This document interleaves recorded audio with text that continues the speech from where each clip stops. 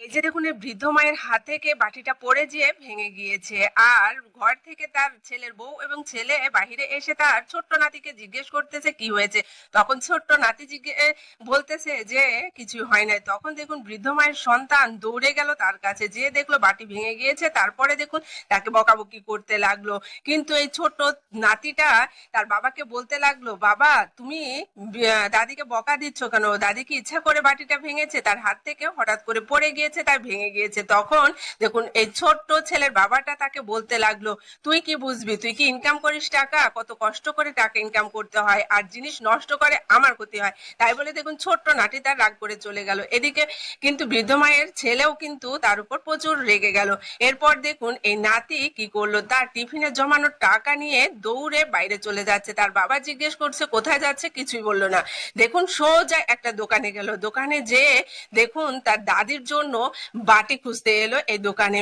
আর বাটি খুঁজতে খুঁজতে দেখুন একটা বাটি দেখে তার পছন্দ হলো। কিন্তু সে ভাবলো এইরকমই বাটি দিয়ে তার দাদি নুডলস খাচ্ছিল এবং হাত থেকে পড়ে গিয়ে ভেঙে গিয়েছে। তখন ভাবলো এই বাটি নেওয়া যাবে না। তখন সে চিন্তা করলো এমন একটা বাটি দরকার যে বাটিটা পড়লেও ভাঙবে না। তখন দেখুন সে অনেকগুলা বাটির মধ্যে একটা বাটি সিলেক্ট করলো এবং এটাই সে পছন্দ করলো এবং সে ভাবলো যে এই বাটিটা পড়ে গেলেও ভাঙবে না, নষ্ট হবে না।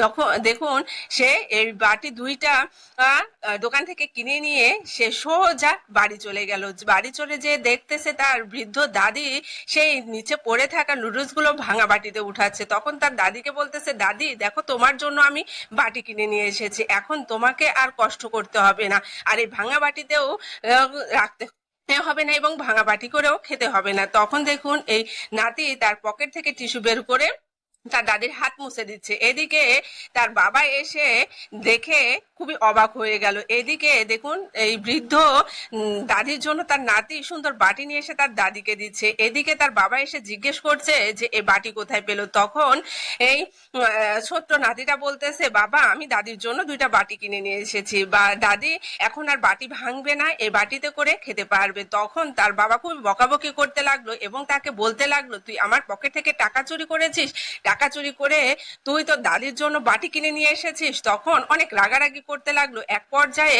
ছোট্ট ছেলেটা তার বাবাকে বলতে লাগলো, বাবা তুমি যে আমাকে টিফিনে টাকা দিতে, সে টাকা আমি জমিয়ে জমিয়ে আমি সে টাকা রেখে দাদির জন্য বাটি কিনে নিয়ে এসেছি, আমি চুরি করি নাই। এই বলে দেখুন অঝরে কান্না করতে লাগলো। একটা ছোট্ট ছেলে তার দাদিকে কতটা ভালোবাসে দেখুন, তার সামনে যে দাদিকে বকাবকি করে, তার দাদিকে খেতে দেয় না, সেটা দেখে এই ছোট্ট ছেলেটার মনটা কেমন কাঁদে দেখুন। এই ছোট্ট ছেলেটার ভালোবাসা যদি আপনার ভালো লেগে থাকে অবশ্যই এই ভিডিওটা বেশি বেশি